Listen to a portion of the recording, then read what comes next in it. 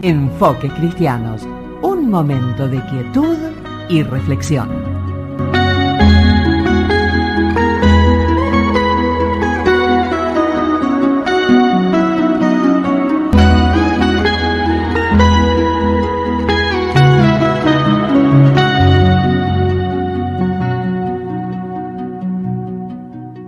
Hola, hola, ¿qué tal? Muy buen mediodía para todos nuestros amigos oyentes de Enfoques Cristianos, para la comunidad de Madariaga y también para la zona de influencia donde llega la radio. Estamos felices de poder estar haciendo este programa nuevamente. Ya nomás les quiero dar mi número de teléfono para cuando tengan alguna necesidad, alguna pregunta, algún comentario, que lo puedan hacer allí en el 2267 40 77 79. Te vuelvo a repetir, 2267 40 77 79. Allí podés enviar tu mensaje y con mucho gusto te vamos a estar respondiendo. También podés entrar en YouTube para escuchar este programa y los otros que hemos también podido subir a la página en el canal de YouTube que es Iglesia UEA Madariaga. Te vuelvo a repetir, Iglesia UEA Madariaga. Y allí vas a encontrar todos los programas que hemos estado emitiendo a lo largo de estos 2 años ya, cuando hemos habilitado el canal de YouTube. Por supuesto, el programa tiene más de 50 años, eso siempre lo decimos, y verdaderamente para nosotros es un honor poder hacer esto. Les quiero explicar de qué vamos a hablar en este mediodía.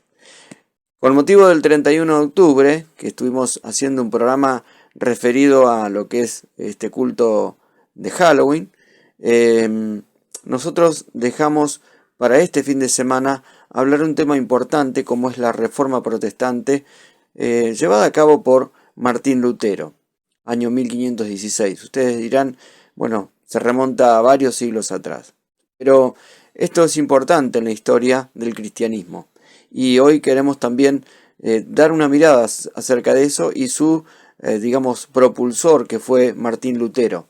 ¿Quién fue este hombre? Un poco hablar de la vida de él y que eso nos lleve también a pensar en hombres que se la jugaron por las causas bíblicas, por Dios, en definitiva. Así que quiero presentar al pastor Salvador de Lutri y también a Esteban La Rosa, que van a estar teniendo este momento y vamos a escuchar este resumen que a mi criterio es imperdible. Así que ya nomás te dejo en compañía de estos dos caballeros. Si usted nos ha acompañado en los encuentros anteriores, sabrá que hemos estado hablando de antecedentes y precursores de la Reforma Protestante del siglo XVI. Y hemos estado tratando, Salvador, de ubicar a nuestra audiencia en el contexto en el cual finalmente aparece un monje agustino, un 31 de octubre, con un montón de papeles en la mano, un martillo, unos clavos, se dirige a la catedral de la ciudad, los pone allí y a partir de ese momento sucede todo un desencadenante de hechos que hoy recordamos 500 años después, hablando de lo que es la Reforma Protestante. Y en eso estamos. Bueno, Martín Lutero es uno de los pocos hombres que altera la historia de la humanidad. No fue un gran erudito ni un gran organizador, pero tuvo un carácter rudo, agresivo, tenaz, y sabía manejar los movimientos populares. Había nacido en el año 1483 en Sajonia, en el mismo corazón de Alemania. Su padre era minero, pero a pesar de lo que dicen algunos, no tenían un mal pasar. Algunos quieren verlo nacido en la extrema pobreza, ¿no? Y todo esto no era así. Quería que su hijo fuera abogado y llegó a graduarse como abogado en el año 1501.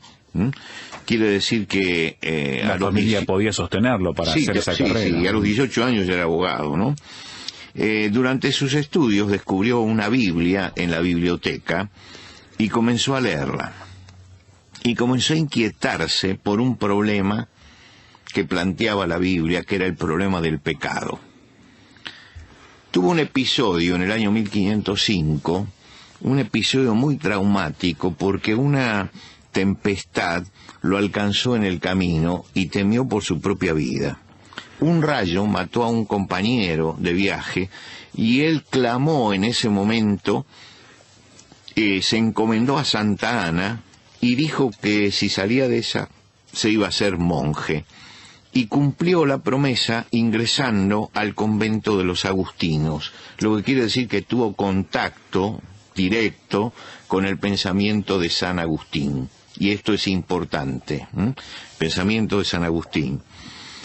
La lucha por encontrar la verdad fue una lucha despiadada en Lutero, tremenda, interior, porque él entró al convento para agradar a Dios, y su visión de un Dios justo, hay que pensar que él era un abogado, claro, y tenía un concepto muy cerrado acerca de la justicia.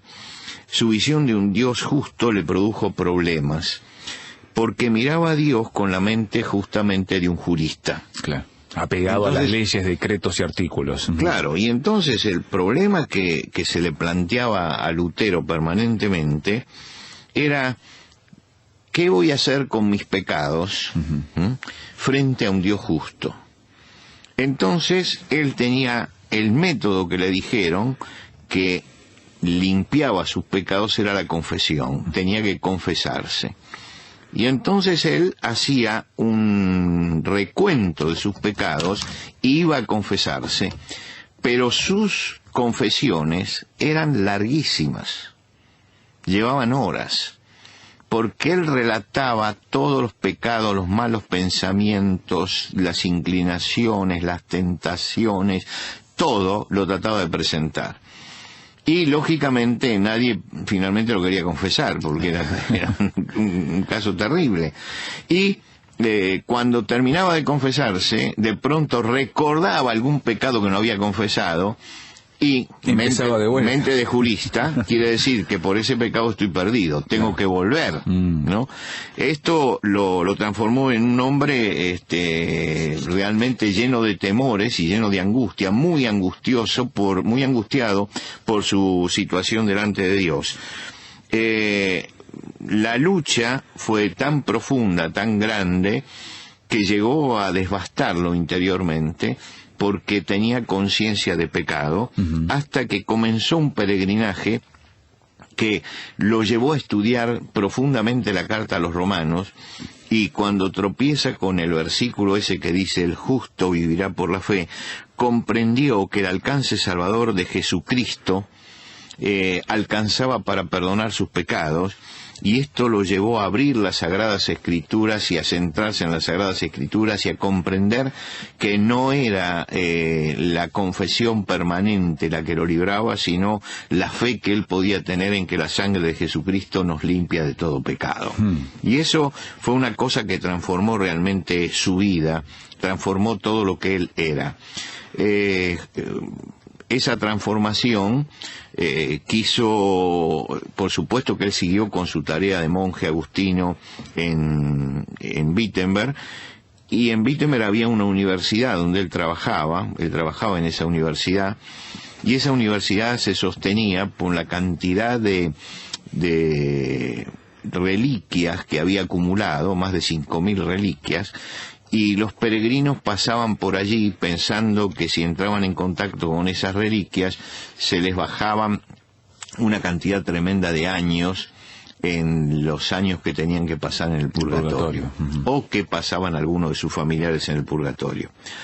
Todo eso, por supuesto, que fue calando dentro de él hondamente, y que fue transformando su forma de pensar, aunque no lo reveló, hasta un momento crucial que se produjo en esa ciudad, cuando llegó un enviado papal vendiendo indulgencias. Y esto merece un capítulo aparte. Llegó un fraile dominico, Tesler, que posteriormente fue acusado de adulterio y condenado a muerte, pero que llegaba y por el imperio de Maximiliano vendía una indulgencia papal. ¿Qué era la indulgencia papal? Era que en el Vaticano estaban edificando San Pedro y se necesitaban fondos, y lo que pagaban los príncipes sajones y todos los demás príncipes no alcanzaba frente a los tremendos gastos que tenían. Entonces se vendía una indulgencia. Esa indulgencia era el que la compraba, tenía el perdón de sus pecados y podía comprar indulgencias para que las almas que estaban en el purgatorio pudiesen salir del purgatorio. La prédica de Tesler era que ni bien caía la moneda en la alcancía, el alma caía la moneda y el alma se desprendía del purgatorio.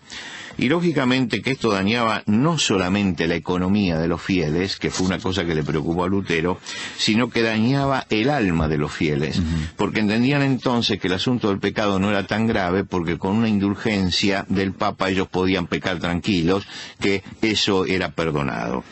Y entonces escribió una carta de protesta y la envió a varios obispos. El 31 de octubre del año 1517, clavó las 95 tesis en la puerta de la abadía de Wittenberg.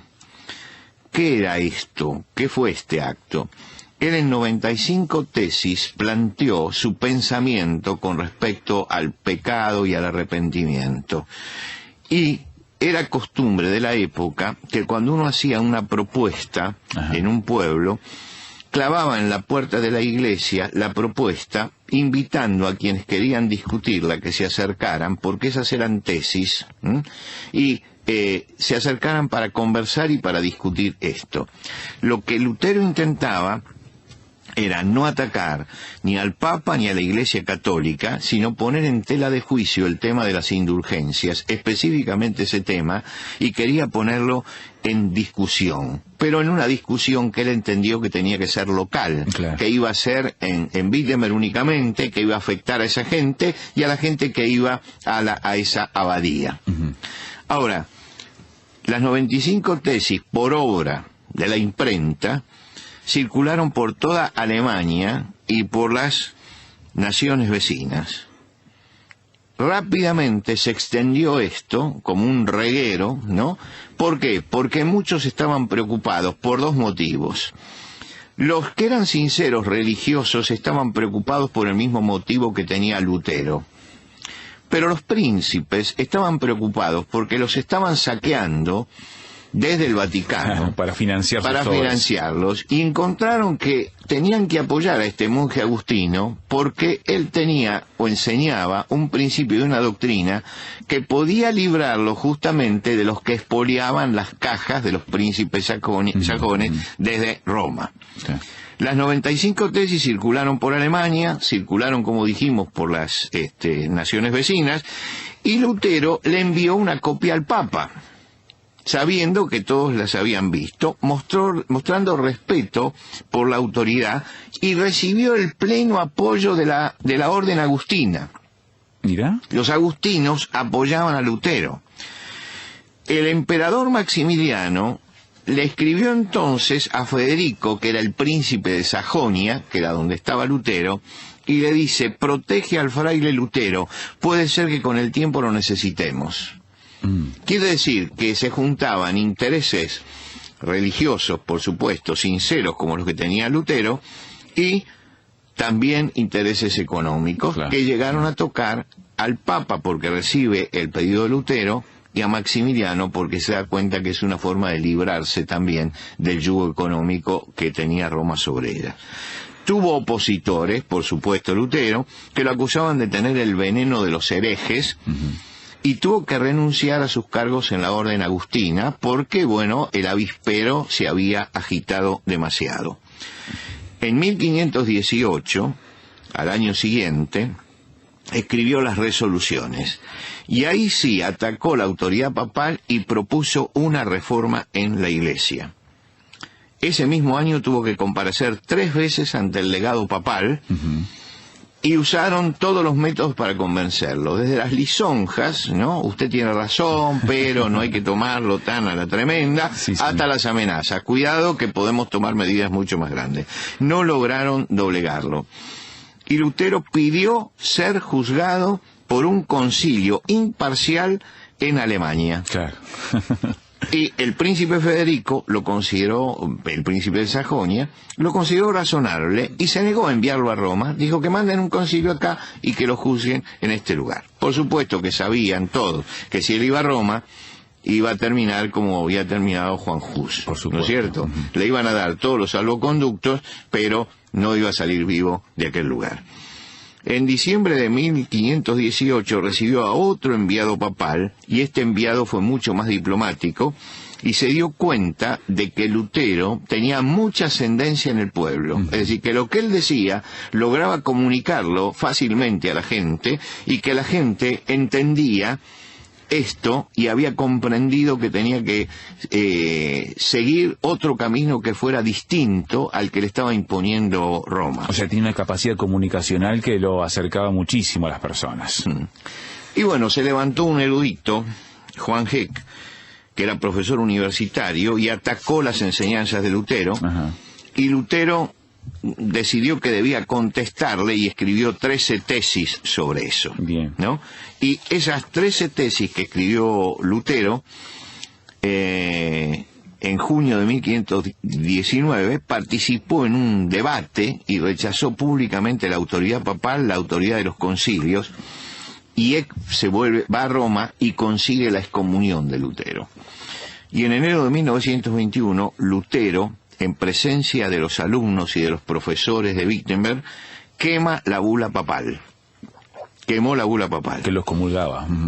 Y el 17 de abril del año 1521 tuvo que comparecer ante la Dieta de Worms, que estaba formada por los más poderosos del imperio, y estaba Carlos V también, y le exigieron retractarse. Mira. Pidió 24 horas y se negó a hacerlo. Lo que quiere decir que se mantuvo firme en esto. Presiones de todo tipo y carácter para llegar a esa resolución tan firme. Hacemos una pausa en la conversación con Salvador de Lutri, hoy mirando ya de lleno a la figura de Martín Lutero en este recordatorio de los 500 años de la Reforma Protestante del siglo XVI. Enfoques Cristianos, un oasis cada domingo, un lugar donde te proponemos una mirada diferente, ver la realidad bajo la lupa de Dios.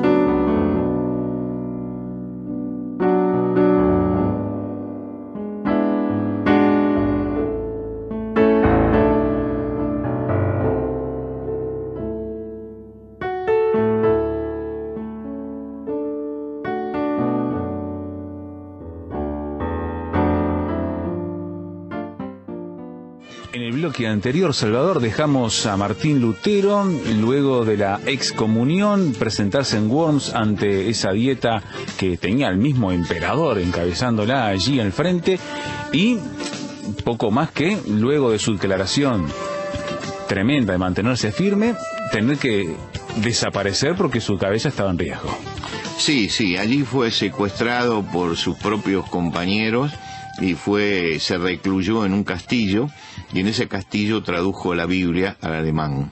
Estuvo 2 años desaparecido. Así que en esos 2 años tuvo una tarea muy importante que realizar. Seguro. Ahora, la excomunión de Lutero dividió a Alemania en 2 partes. El sur, que era católico y pedía que Lutero fuera tratado como hereje, y el norte, que era protestante y defendía a Lutero. Y esto trajo una revolución social, porque el pueblo anhelaba liberarse de la opresión no solamente del clero, sino también de los príncipes. Claro.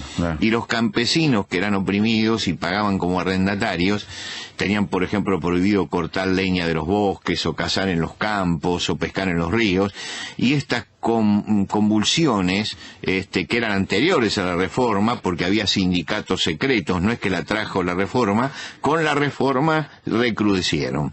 Y los campesinos reconocían a Dios y al emperador, descreían del Papa, el clero y los príncipes. Quiere decir que sacaban todos los intermediarios, ¿no? Y pedían la reducción de los monasterios y las instituciones religiosas, la abolición de los diezmos, y dice que ellos darían el sostén pastoral, pero de acuerdo a las escrituras, no por la obligación que les mandaban, y la libertad para cortar leña, pescar y cazar. Impresionante. Por supuesto que siempre que hay esta revuelta son infiltrados por fanáticos, y se transformó en una revuelta de sangre y fuego, porque quemaron castillos y quemaron monasterios. En 1525 fueron sofocados, y Lutero nunca aprobó la acción violenta y dejó de confiar en el pueblo. Ajá. La guerra santa contra los luteranos se desató entonces en Alemania, porque Alemania se componía de pequeños estados regidos por un príncipe, ¿no? Y muchos de estos estados eran luteranos. En 1540 todo el norte de Alemania era reformado, y Paulo III le ofreció un ejército a Carlos V con el propósito de aplastar a los reformadores, y se denominó Cruzada contra los herejes, es decir, se resucitaba el asunto de las cruzadas. Y ofreció, por supuesto, indulgencias a los que participaran, claro, que era el premio que daba el Vaticano. Y tuvieron varias victorias, pero finalmente hubo un desacuerdo entre Carlos V y el Papa. Los príncipes protestantes se aliaron, expulsaron a los ejércitos del emperador, y en 1555 se firmó la Paz de Augsburgo, donde se reconocía la fe católica y la fe protestante como religiones oficiales del Estado. Quiere decir que todo esto llevó a una tremenda convulsión, pero llevó también a la confirmación de el protestantismo como una fe lamentablemente diferente, ¿no? Claro. Que era lo que no buscaba Lutero, que lo que buscaba era una reforma de todo el sistema. Sin embargo, tuvo que estar por fuera después.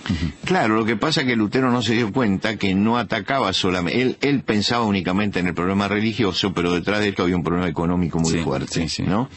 Y las indulgencias, las reliquias y el purgatorio eran fuentes de ingreso, y fuentes de ingreso importantísimas.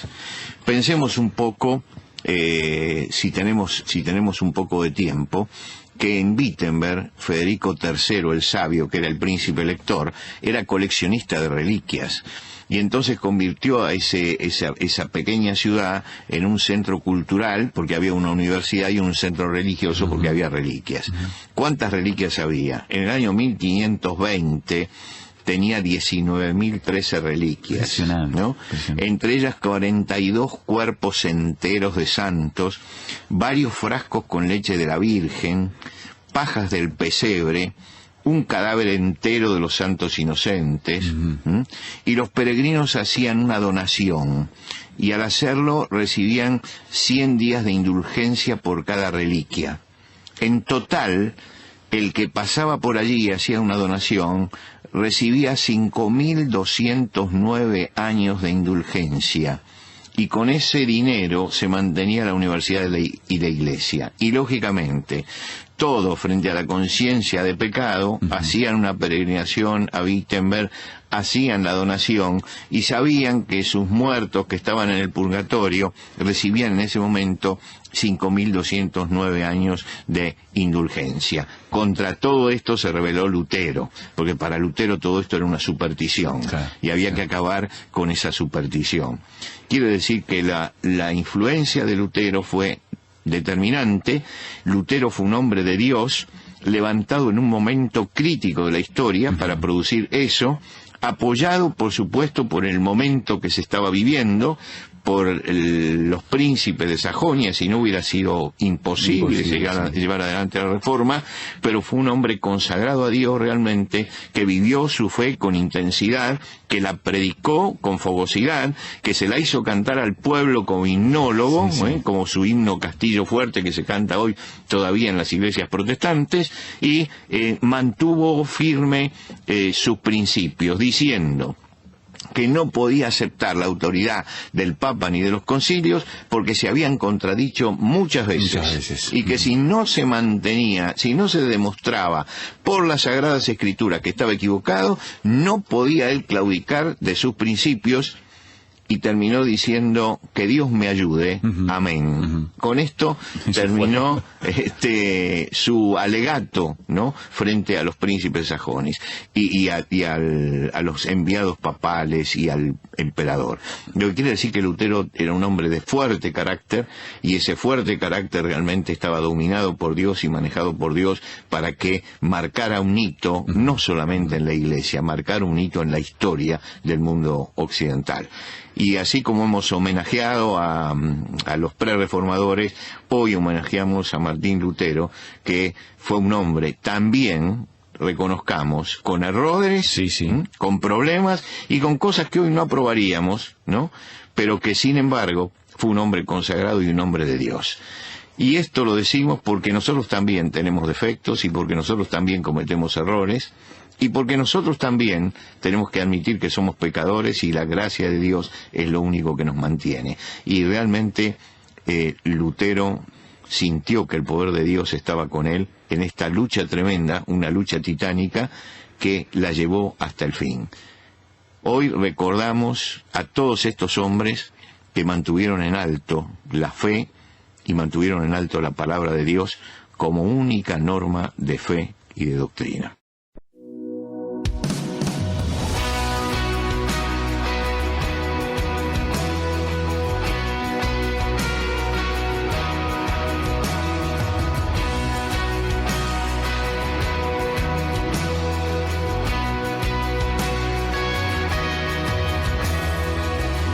Castillo fuerte es nuestro Dios, defensa y buen escudo.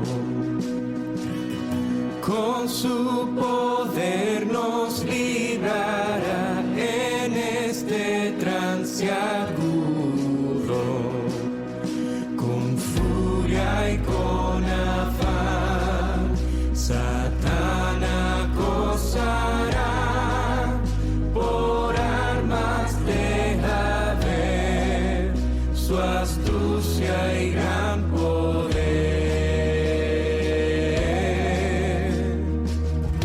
Cual él no hay en la tierra.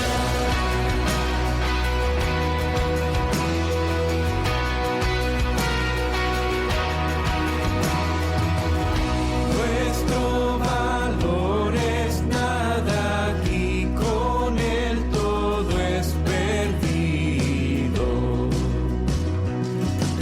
Mas por nosotros luchará, de Dios el escogido. Es nuestro Rey Jesús, el que venció en la cruz, Señor y Salvador, y siendo el solo Dios,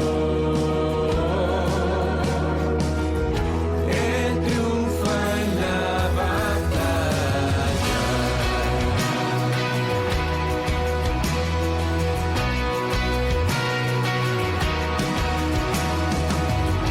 Aunque estén demonios mil prontos a devorarnos, no temeremos porque Dios sabrá cómo ampararnos. Si muestra su vigor, Satán y su furor, dañarnos no podrá, pues condenado está. Por la palabra santa.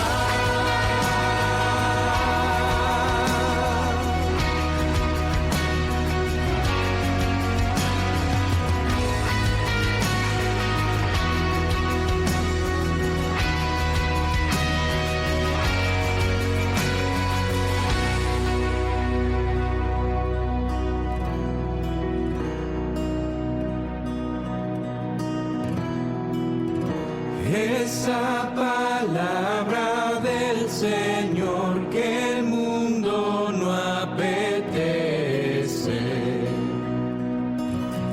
Por el Espíritu de Dios muy firme permanece. Nos pueden despojar de bienes y hogar, el cuerpo destruir, mas siempre ha de existir.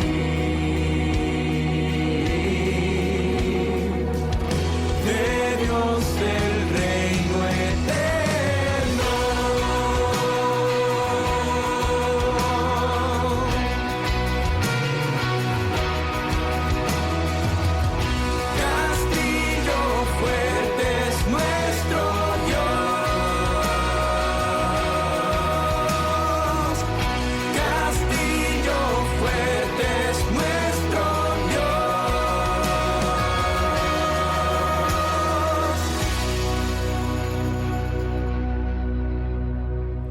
Muy bien, amigos, espero que haya sido de su agrado este resumen que hemos podido escuchar acerca de la vida de Martín Lutero y esto de las 5 solas, temas que son importantes y que tienen que ver también con la fe cristiana.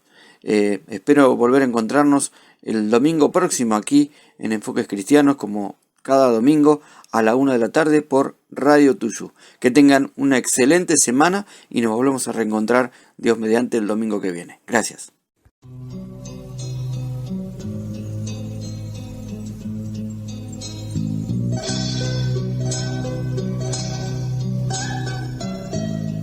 Ha sido Enfoques Cristianos, un programa de la Iglesia Cristiana Evangélica que volverá a estar con ustedes el próximo domingo a las 13 horas. Será hasta entonces, y gracias por su compañía.